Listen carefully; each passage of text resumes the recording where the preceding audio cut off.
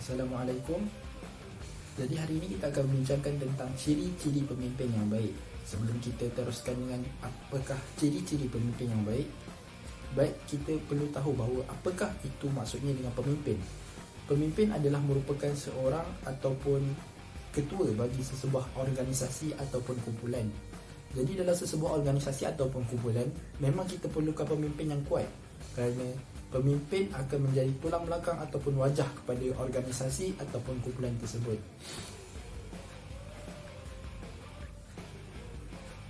Seorang itu mungkin dilahirkan dengan bakat semula jadi untuk memimpin, tetapi mereka masih memerlukan latihan untuk mengasah bakat tersebut. Jadi pemimpin ini bukanlah sesuatu yang perkara yang mudah, dan ciri-ciri dan kemahiran yang diperlukan oleh seorang pemimpin amat berbeza daripada zaman ke zaman. Daripada orang zaman X, generasi Y, generasi Z, iaitu milenial.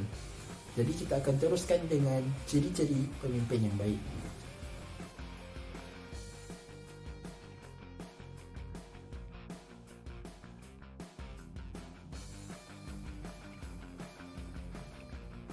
Assalamualaikum warahmatullahi wabarakatuh dan selamat sejahtera. Ciri pemimpin yang baik adalah yang pertama, sikap menginspirasi.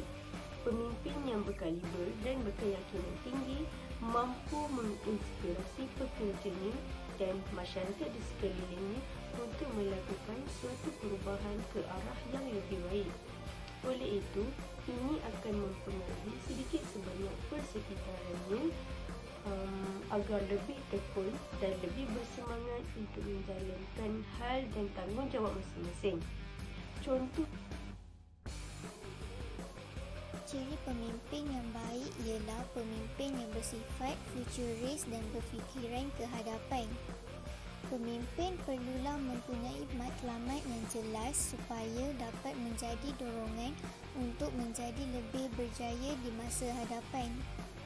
Selain itu, pemimpin perlulah menunjukkan matlamat yang jelas kepada para pekerja supaya pekerja dapat lebih bermotivasi dalam setiap pekerjaan.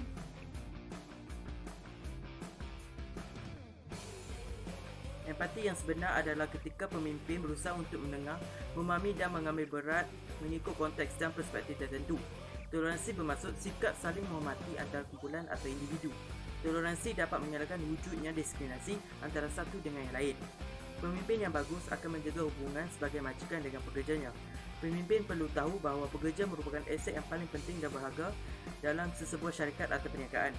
Perniagaan dan syarikat pada masa ini lebih mencari pekerja yang mampu untuk menjadi aset kepada syarikat atau perniagaan mereka.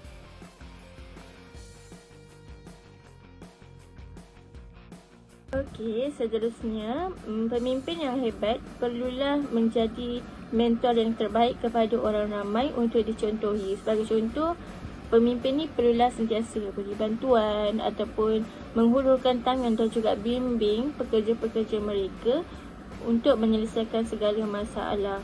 Mereka ni perlu bersifat lebih terbuka untuk mendengar segala masalah yang ada supaya masalah tu kita boleh selesaikan dengan sebaiknya. Secara tak langsung, benda ni dapat meningkatkan kemahiran dan juga prestasi pekerja, dan dalam pada masa yang sama, sebagai pemimpin, mereka akan dapat rasa hormat daripada pekerja-pekerja mereka. Sebab kalau kita tengok dalam dunia pekerjaan ni banyak sangat cabaran dan juga masalah yang akan timbul pada masa akan datang. So masalah-masalah tu perlukan panduan dan juga macam guide untuk mereka menghadapinya. So bagi pemimpin yang baik, masalah-masalah tersebut bukanlah masalah kepada pekerjanya sahaja, tetapi masalah bagi dirinya juga untuk mereka ambil perhatian.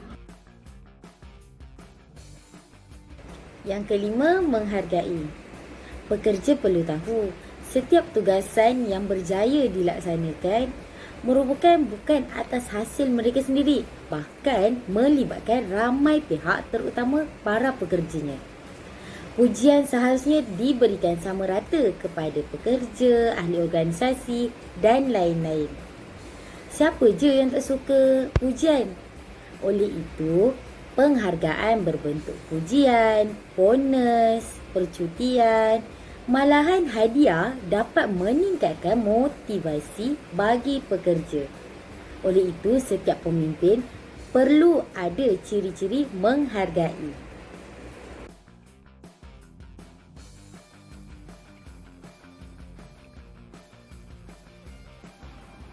Seterusnya, seorang pemimpin haruslah mempunyai ciri seperti pandai berkomunikasi. Dalam hal ini, komunikasi amatlah penting untuk sesebuah organisasi. Di samping itu, kesilapan dalam komunikasi juga akan membawa kesan yang buruk kepada sesebuah organisasi. Oleh itu, pemimpin mempunyai tanggungjawab untuk memberikan arahan dengan jelas dan mudah faham. Dengan ini, pastilah dapat meningkatkan kecekapan dalam operasi sesebuah organisasi.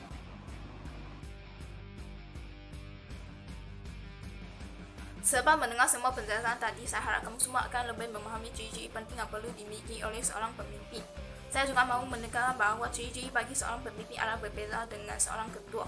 Seorang pemimpin akan menjalankan sesuatu tugasan secara bekerja sama dengan pengikutnya, tetapi seorang ketua hanya akan memberi arahan kepada pengikut untuk menjalankan sesuatu tugasan. Akhir kata, jadilah seorang pemimpin yang perlu memiliki keenam ciri tersebut agar dapat memimpin pengikut kamu untuk mencapai suatu maklumat yang diimpiankan oleh perniagaan kamu.